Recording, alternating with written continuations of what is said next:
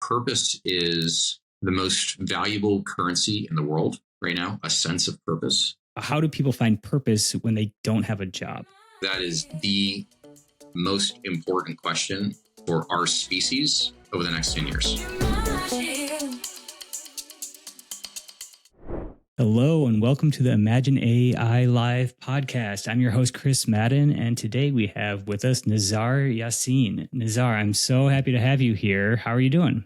I'm doing great, Chris. Thanks for having me. So I hear you're in Cancun right now. How's the weather in Cancun? It's very Cancunish. It's sort of always warm and sunny here. So that's how Cancun is most of the year. Awesome. Well, nice place to be to do this podcast. So tell me, what is the AI company you're building? So we're building a company called Soul, and Soul is the number one purposeful living company in the United States. We launched just under a year ago, and we've quickly become one of the top mental health and spiritual wellness and purposeful living apps in the US. We use AI to help users to find their own purpose in life. That's incredible. So what led you down this road to co-found it? What was the aha moment for the app? Yeah, I've always been sort of a lifelong profits with a purpose entrepreneur and investor and philanthropy person, and started to realize purpose has been very important in my own life. It has helped me achieve what success I've been able to achieve and overcome what challenges I've been able to overcome. And during COVID, started to realize that the world's in a really tricky spot. A lot of people feel really overwhelmed by what's going on in the world, whether that's politics or whether that's social media or information overload or AI anxiety or climate change anxiety. And at the same time, people feel really alone because, we typically don't live, where we grew up. Like, you're having this podcast from South Korea. And, my guess is you didn't grow up in South Korea. And I'm having this podcast in Cancun. I didn't grow up here. And so we're all away from our hometowns and family.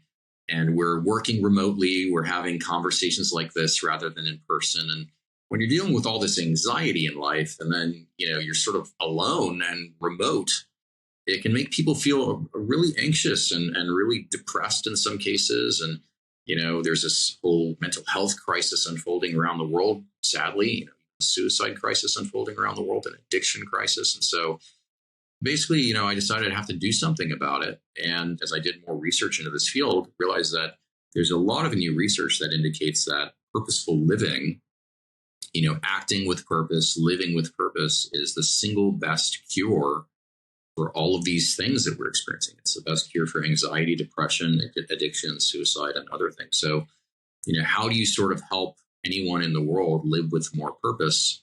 Well, let's build a company that helps them do that. And that company is Soul. That's a wonderful mission. And we'll get back to the AI anxiety thing, because I think a lot of our listeners feel that. And maybe that's why they decided to get into AI, is because they didn't want to be anxious about it. But it's certainly lots of people around the world with this ever-changing AI field are anxious about it. With your Soul app, what can the user expect when they log in? Like, what is the user experience like? Yeah, so as a user, you start off by saying, what it is you're solving for, right? I used to run a big social network, and so I kind of come from a social networking background. And most social networks, kind of the way they work is they take external signal and they try to present you relevancy based on what you're sharing. So you're taking a picture of yourself. Look at this meal I'm having. Look at this place that I am. Look at who I'm with. And then they try to build, an algorithm that helps you find more content that's similar to the types of content that you're sharing, that you're interested in. Soul starts the other way around. We actually start from the inside out. So we say, what inspires you in life? What makes you happy in life? And how are you feeling? And based on that, we try to surface to you communities and activities that help you to feel more purposeful in life, that help you to feel like you're making progress towards the best version of yourself. So this can come in the form of activities like meditations or breathing exercises or things like that, or it can come in the form of communities that are interested in similar topics and similar philosophies that you're interested in. And so that's the experience at Soul, is really getting you into a context of things that make sense for you and that help you feel more inspired and animated in your own life.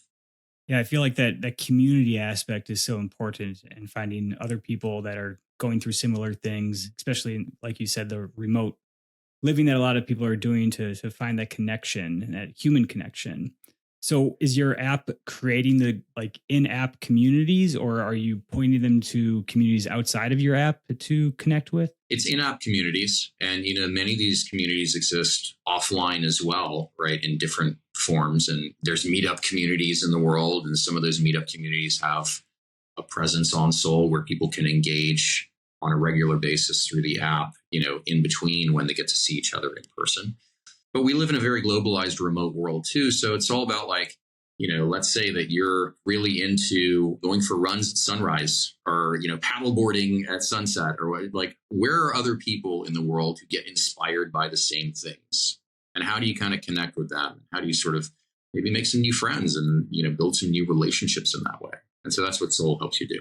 Are communities being created based on these interests as they bubble up, or how does that work? As people join Soul and they have their own sorts of interests and they're looking for other people who share interests, they're either creating a community if it doesn't exist, they're creating a community around that, or they're joining an existing community.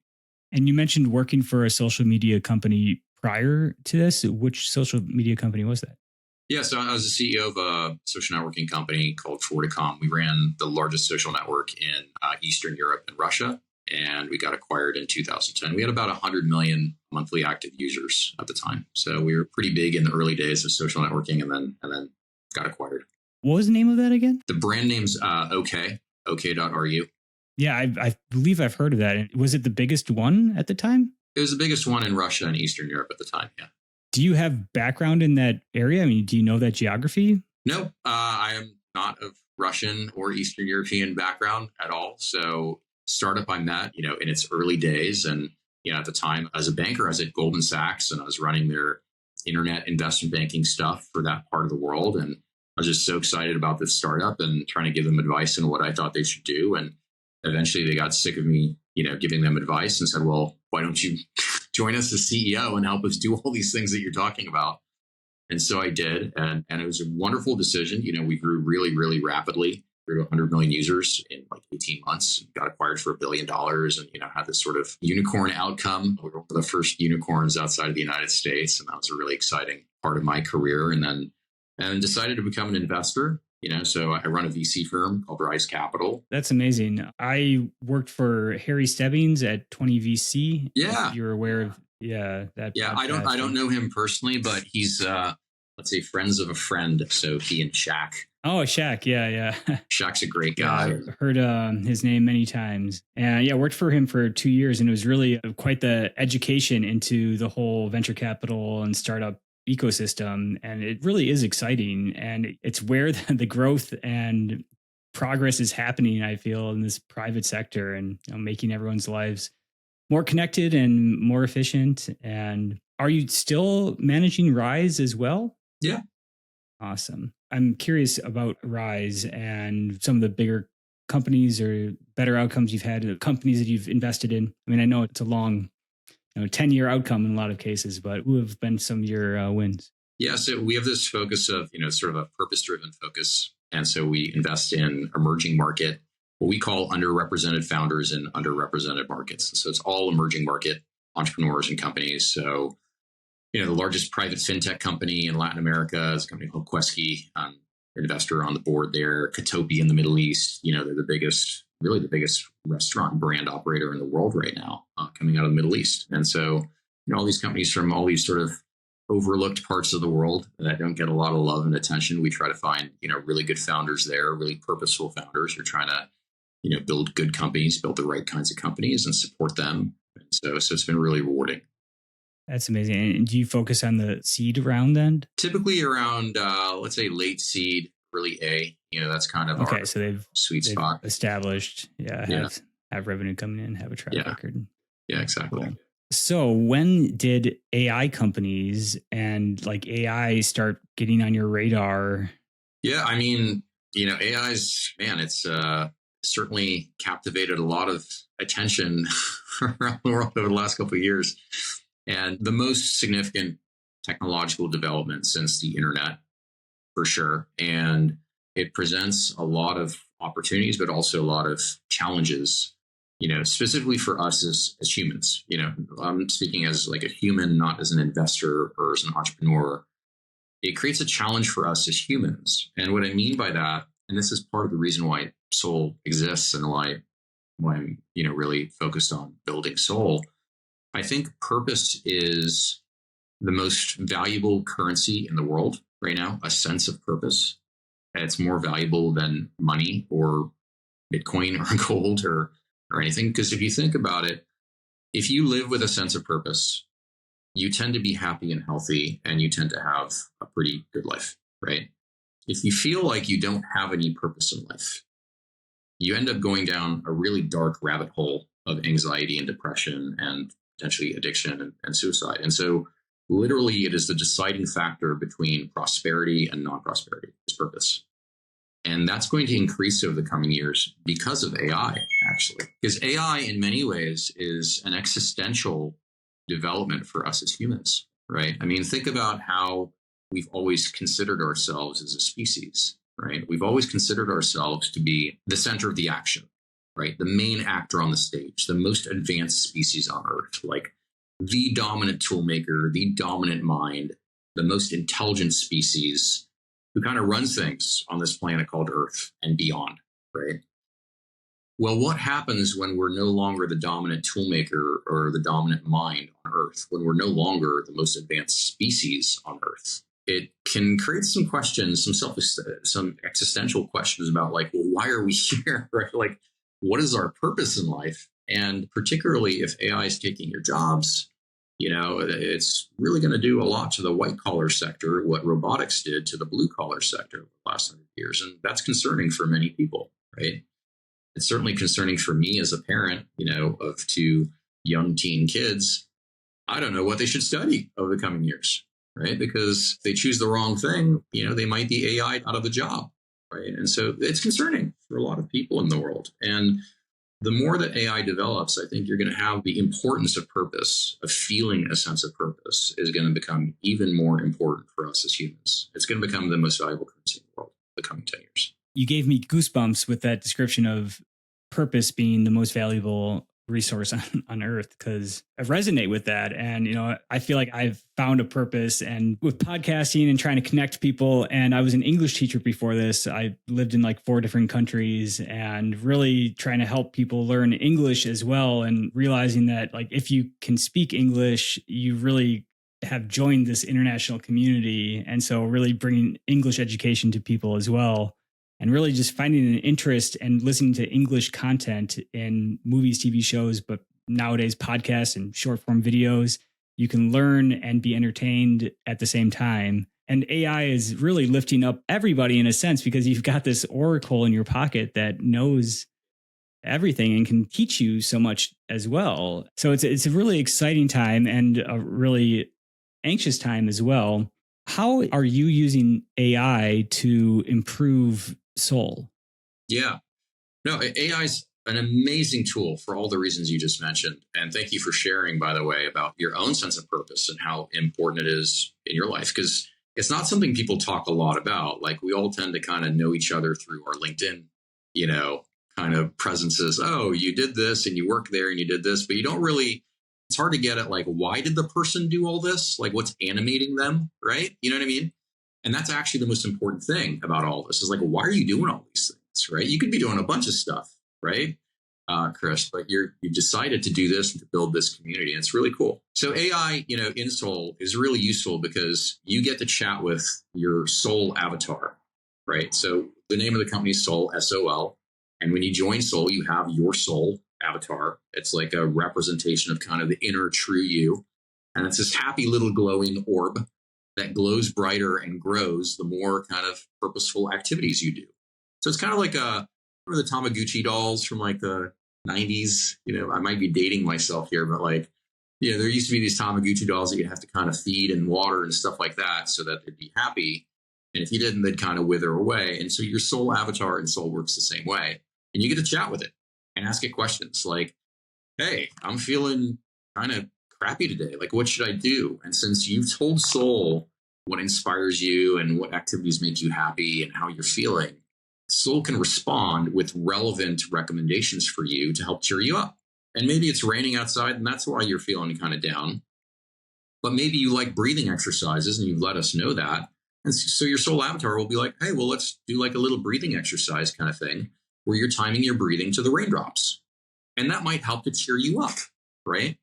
And turn like kind of a rainy day and kind of a crummy moment into something that helps you feel more connected and more purposeful in the moment. And so that's how we use AIs to kind of contextualize things and help personalize things for the user. Oh, that's fascinating. And so Soul, this AI avatar, essentially, is this who you start talking with at when you open the app? Is it like a very central part of the app? It is, yes. So once you go through the onboarding, your soul is born, right? And you say hello to it, and then it explains to you, hey, the more purposeful activities you do, the brighter I will grow, right? And your soul is kind of positioned at the bottom of your screen at all times. And if you tap on it, it kind of opens up like your tool menu, basically, of if you've said you're interested in like meditation, or you said you're interested in like exercise, you said you're interested in like getting better sleep, or you said you're interested in like, affirmations or inspirational quotes, whatever it is you're interested in will pop up in that menu. And a permanent item in that menu will be your AI chat. So you can chat with your soul at any moment in time. And it's there with you along the whole journey. It's kind of like the core little light in you, represented visually on Soul as an app to help you along your journey.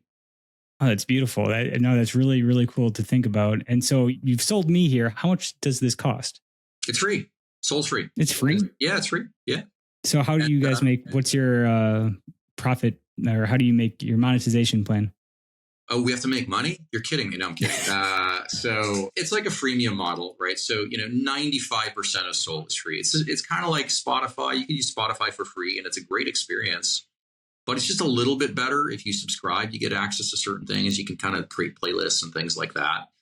Soul works in a similar way. So we have a premium version of Soul that you can subscribe to, and it just unlocks a few extra things in the app that makes the experience a little bit smoother.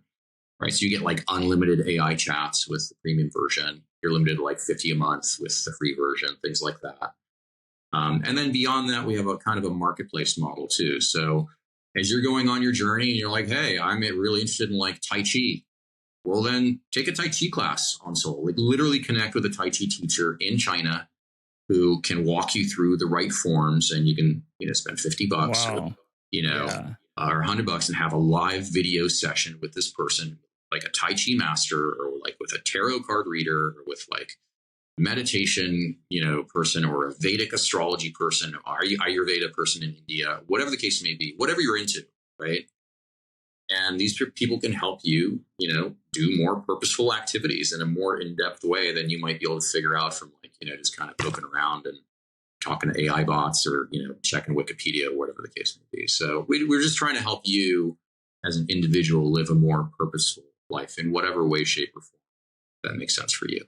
For sure. Yeah. And that marketplace model, I can see working really well and fitting the pieces together and what people want with the motivated suppliers of these services. And then also, with that mission statement kind of at the core of it, that you're just trying to help people find their purpose. And it's great. What AI platform are you using in the background, unless you have built your own? Or no, we haven't built our own LLM. We're using primarily OpenAI in the background, but we're sort of experimenting a couple of different ones as well. But that's the main one that we're using for the chatbot, at least for your chatbot. Is Soul proactive yet? Like, is it agentic where it's like prompting you, like asking you questions about your day? Not yet. We're less than a year old, so yeah, we don't even have that. That's not even available on any of the other LLMs yet. So I was just wondering. Yeah, we'd like to get there. We'd like to get to that point where Soul is kind of like your friendly, like it's sort of like, in Pinocchio had Jiminy Cricket. Mm-hmm. And Jiminy Cricket was just kind of like around Pinocchio and kind of helping him to sort of like become a real boy and become the best version of himself, right? That's what your Soul avatar is intended to be, is kind of like your Jiminy Cricket, just kind of like your friendly representation of your consciousness, kind of there hanging out with you and sort of, helping you throughout your day. That's the goal with Soul. We're not there yet. We're less than a year old. I've been around and, I've run and been around enough kind of unicorns to know, what a unicorn like really sort of have figured everything out company looks like we're less than a year old, like we haven't figured everything out, but so far so good. Well, why don't we talk about that a little bit, the team and your co-founders? First of all, how did you meet them? How did the team assemble? Yeah, so I've got one co-founder and then one quasi co-founder. It's really kind of a 3-person leadership team at this stage. So Adrian, my co-founder, he and I are like really good friends from high school. We went to high school together in Cyprus, a little island in the Eastern Mediterranean. So that's where we both came of age, let's say. He's one of my best friends. And his career took him to be an early person at Airbnb, sort of a lifelong tech person like me. And he was really early at Airbnb and, helped them build their global marketplace and do really, really well there. So knows a lot about that kind of space. And then, the third real leadership person is Dr. Lisa Miller. She's a professor at Columbia University. She's a really well-known person. She's a New York Times bestselling author. She founded the Spirituality Mind-Body Institute at Columbia. It's really done a lot of the pioneering research about what happens to your brain when you do purposeful activities, right? So, when you do a meditation or when you do an affirmation or when you do a prayer or whatever it is you're into, which parts of your brain does that light up and how does that affect your brain and your body? How does that affect your mental health and your physical health? So all this research that's come out over the last 5 to 7 years, which is now featured in Harvard Medical School and McKinsey and like New York Times and like even the US Army, believe it or not, has actually instituted like a purposeful living program. So now every US soldier gets trained to try to live more purposefully as a soldier. A lot of that research, was done by Dr. Miller. She's really the third core person on this team. I can see the other co-founder from Airbnb bringing in that marketplace idea to your app as well. How big is your team besides the founding team? Tiny. There's the 3 of us, and then there's another 4 people. I don't quite fully agree with Sam Altman that, a 1-person team can build $1 billion company, but we're not far away from that these days. Like, it's amazing the legwork and sort of the amount of stuff you can get done with fewer humans these days. So, we get a lot of leverage out of tech stacks that are already out there and AI tools, and it's pretty breathtaking. The roadmap for your app and where you'd like to see yourself a year from now, 5 years from now? About 85% of people on planet Earth consider themselves to be spiritual or purposefully motivated. They consider themselves purposeful, spiritual people, right? And they don't have a place to go anymore, right? Because very few people still go to church or things like it. Doesn't feel comfortable for many people, right? And so where can you go to kind of like be purposeful in life? Where are the communities that you can connect with? Like, where are the places that you can go to kind of do purposeful things? It's hard to find, right? And so we sort of see ourselves becoming that community for people globally. And, so our goal is, I've run a 100 million person social network before. I know what that looks like. I could see Soul becoming like a 1 billion person plus kind of community over time, with an attached marketplace and things like that. So that's our goal. That's our aspiration. Does that take 3 years or 5 years or longer? I don't know. But what I know is that's kind of like the destination, and there's going to be a lot of iteration and figuring things out along the way as we try to get there. That's the aspiration. Yeah, well, with everything you've said so far, I feel like you guys can make it. You're the number 1 app in this category. And the category is what again? And what's your competition like? We consider the category to be like purposeful living. And there's a lot of words that people use to kind of try to describe that. Sometimes people use the word spiritual, think of like journaling. Sometimes people think of, other things. And so if you look for spiritual on the App Store, we're the number 1 result organically. If you look for mental health, I think we're the number 3 result already. If you look for things like journaling or astrology or Tai Chi or Kabbalah or a whole bunch of different affirmations, like we're sort of a top 10, top 20 app, already in those categories. And so it's only been a year. So, we've got more work to do. But so far, like what we're doing seems to resonate with people because the other options out there are pretty limited, right? I mean, I think, apps like Insight Timer and Calm are great as meditation apps, but what if you're not like a natural meditator, right? And do you really need like 10,000 meditations? Like probably not. You probably just need, 1 or 2 if you're really focused on meditation. And so the key is like figuring out who you are as the user and like what it is you need, like what inspires you, like what makes you happy, like how you're feeling. And then, showcasing to you the experiences and the communities that make sense for you, right?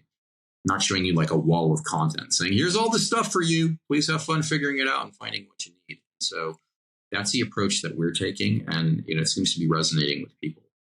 Again, we haven't figured it all out yet, but, it's so far so good.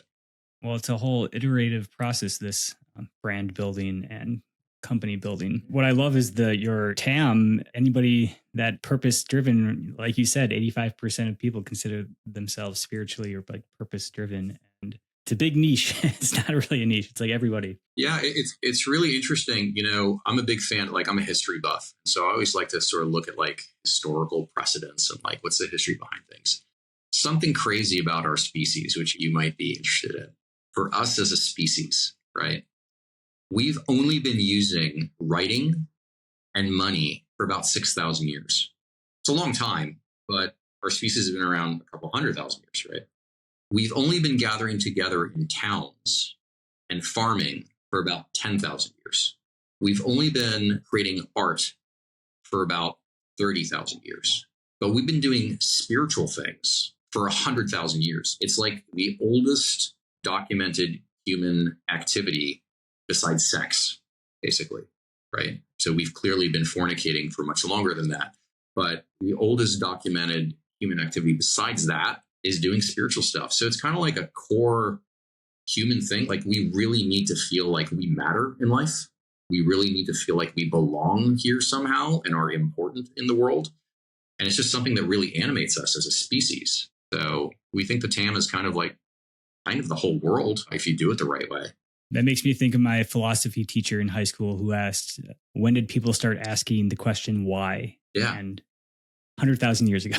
Yeah. Why am I trying to survive here? I want to talk now about the AI anxiety and how are people going to find purpose in this world where so much is changing and layoffs are happening and everyone's getting adjusted to this new technology and it's allowing people to do more, but at the same time, companies can do more with less people. And, how do people find purpose when they don't have a job?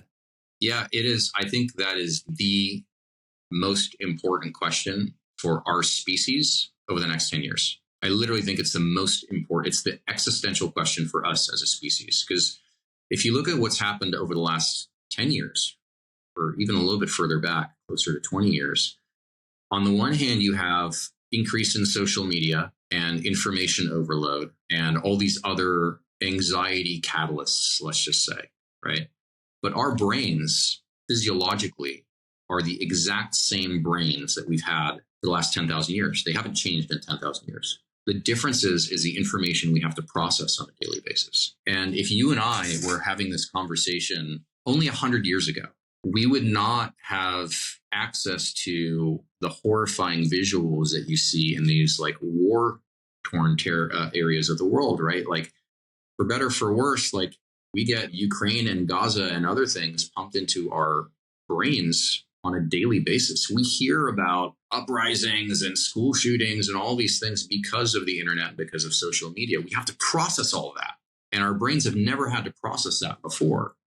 And so since we're processing way more anxiety these days than we ever had to, it's not surprising that you see all these headlines around mental health crises and loneliness pandemics and all these other things. And unfortunately, AI is another anxiety-inducing change to the world, right? Because now we have to worry, many people have spent many years going to educational institutions and preparing for careers. And now some of those careers are literally being replaced by AI as we speak, right? They're becoming obsolete. And so that is a catalyst of making us question, why are we here? Like, what is my purpose or value in this life, right? It just increases the amount of anxiety around that question. And so that's going to continue, unfortunately, because of the rise of AI. It's going to create more of that anxiety going forward.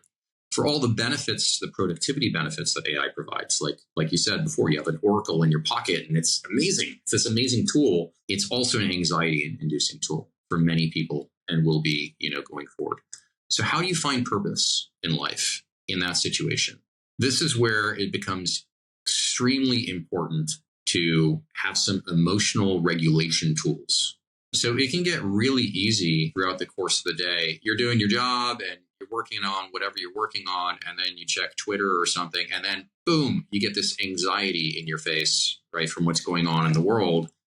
And if in the background, AI is potentially eating away at your livelihood or your ability to do what you're doing, that's just another source of anxiety. So how do you find purpose throughout the course of the day? How do you effectively manage your mental state and your emotional state throughout the course of the day so that you can stay focused and find a way to find purpose in your own daily existence? And purpose can come through very simple things, right? Like what I try to remind myself of is like, hey, whatever's going on in my professional life, like let's say AI makes the entire VC industry obsolete and I no longer have a VC firm, that would suck.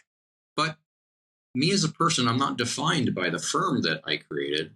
I'm not defined by my job. I'm also a father to my kids. I'm also a husband to my wife. I'm also a person who tries to communicate with other people and do nice things in the world. And there's value to me in that beyond just what shows up on my LinkedIn, right? And so reminding yourself, having tools to remind yourself of this, of your inherent value throughout the course of the day becomes even more important. And that's really where Soul comes in, and really kind of the impetus behind creating Soul is we predict exponential increase in anxiety over the coming years for people, an exponential increase in the importance of this currency of purpose. And so what we want to be is the go-to place where people can help find and reinforce their own sense of purpose. That's kind of the point of Soul. Do you have an idea of, like, for people that can't find jobs, be like economically secure in this changing, like when you can't provide for your family, that's your purpose, Yeah. What can society do? Yeah. I mean, you get at the heart of the matter, right? Because like, this is all like Maslow's hierarchy of needs kind of stuff, right? It is like purpose is at the top of the pyramid and it flows down from there. If you can help people feel a sense of purpose, it dramatically improves their mental state and their physical state. This is what the research says, right? And so that's why we're kind of trying to address that. But the physical state, you got to take care of your need. You got to put bread on the table and you got to sleep and you got to have shelter, right? And Soul doesn't help you with that, right? And it can't help you with that. So how do you help with those sorts of things? One thing that I think is helpful and useful, at least from a Soul perspective, is helping people to identify their own strengths and their own weaknesses. And that is something that Soul helps you with. It's like a self-discovery tool. Like it's a self-analysis and discovery tool that helps you identify your own personality and your strengths and your weaknesses so that you can lean into your strengths and either avoid or improve your weaknesses, right? That's kind of part of what Soul does. And I think what society can do is help people identify vocations and jobs that lean into their strengths. So my strengths are not in the fields of like I'd be a terrible doctor, absolutely terrible doctor, right?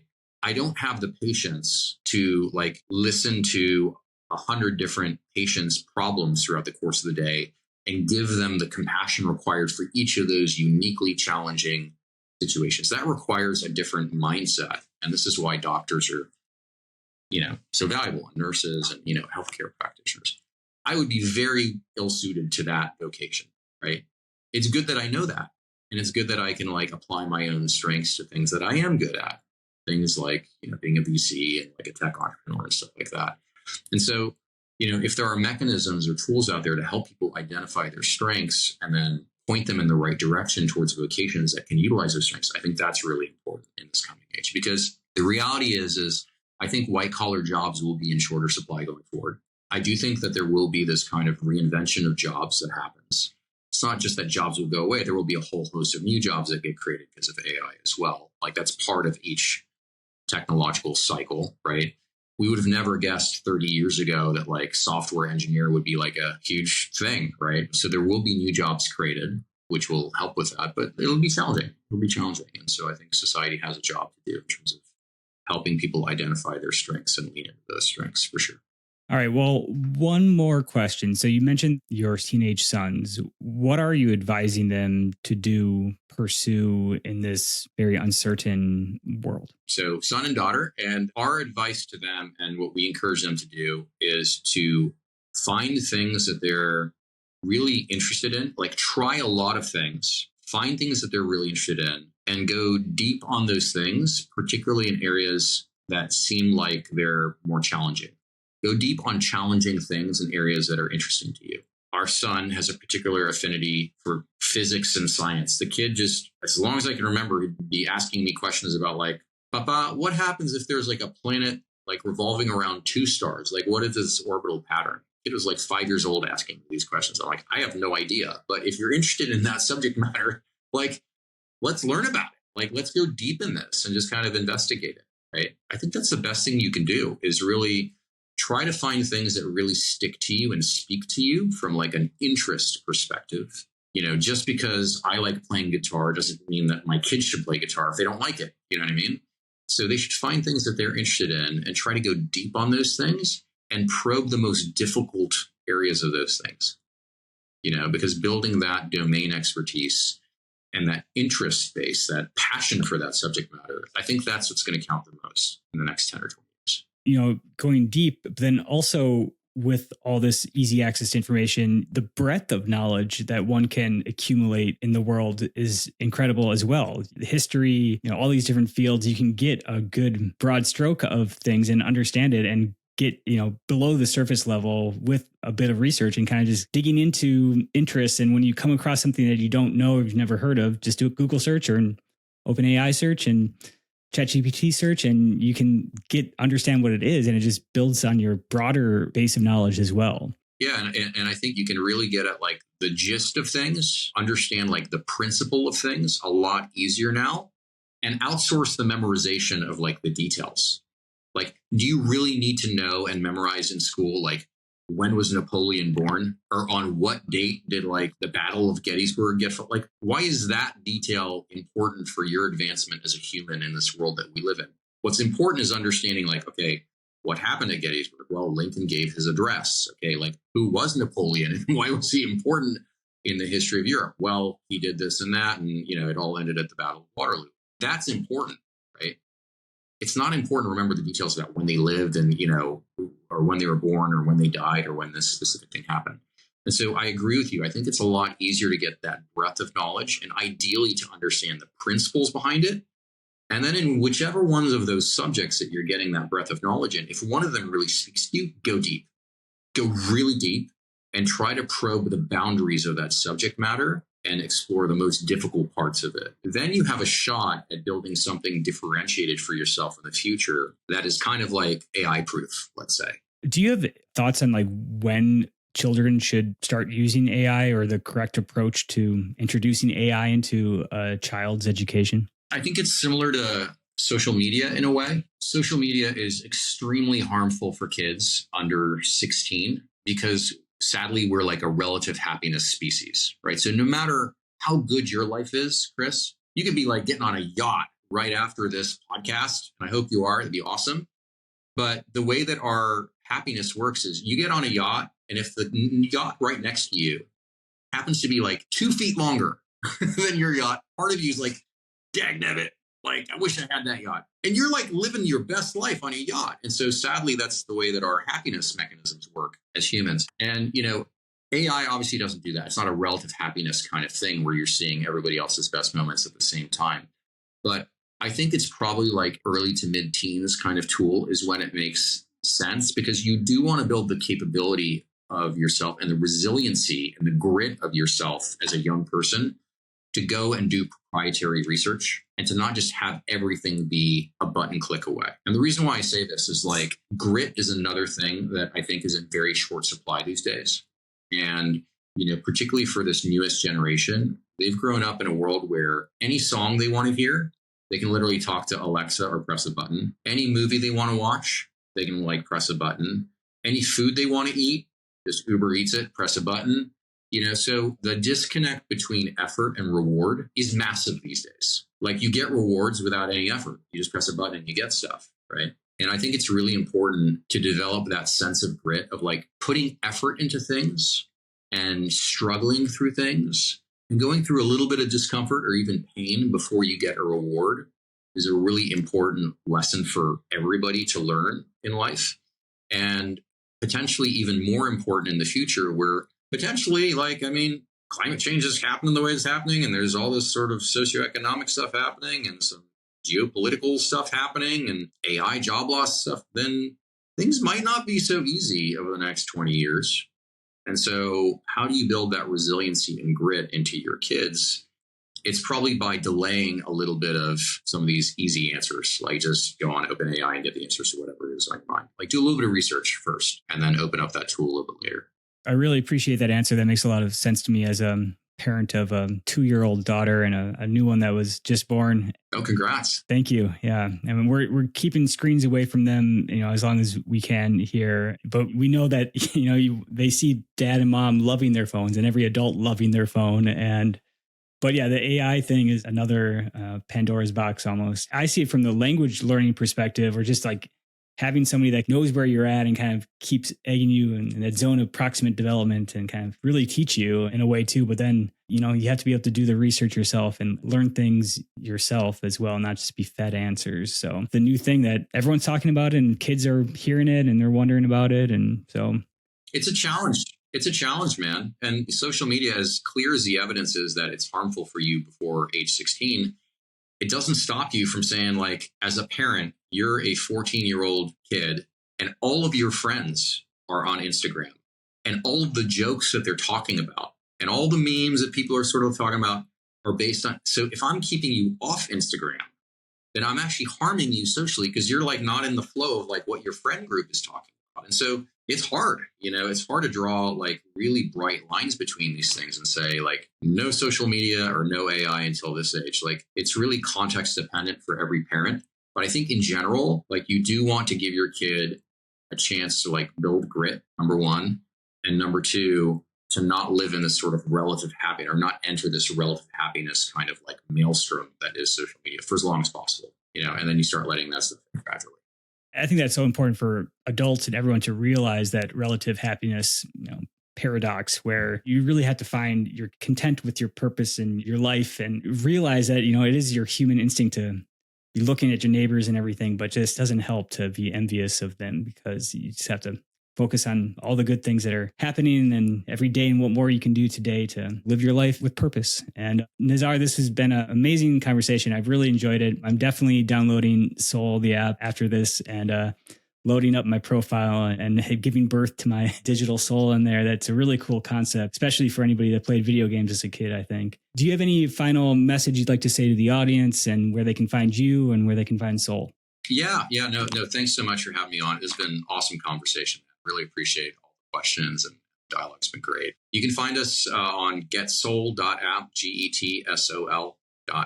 That's our website. Download the app from there. You can book a session. And really hope that we help you and everybody else in the world find a little bit more purpose in their life. And as a result, live a happier, healthier life going forward. So thrilled to be on your program. Thanks so much. And one plug from our end, we are having our second Imagine AI Live conference in Las Vegas. The dates have been set May 28th to 30th, 2025. We'd love to have you there. It was a great turnout last year. We had a mini event in New York this last summer, and I think this one's going to be bigger and better. So I'll send you some details after the call. But everyone listening, imagineai.live. So. Amazing. Thanks for the invite. Hard for me to say no to an invitation to Las Vegas. So at the new Fontainebleau Hotel, that place is amazing, I tell you. All right. Well, thank you, Nazar, and have a great day. Awesome. You too, Chris. Thanks so much. Take care.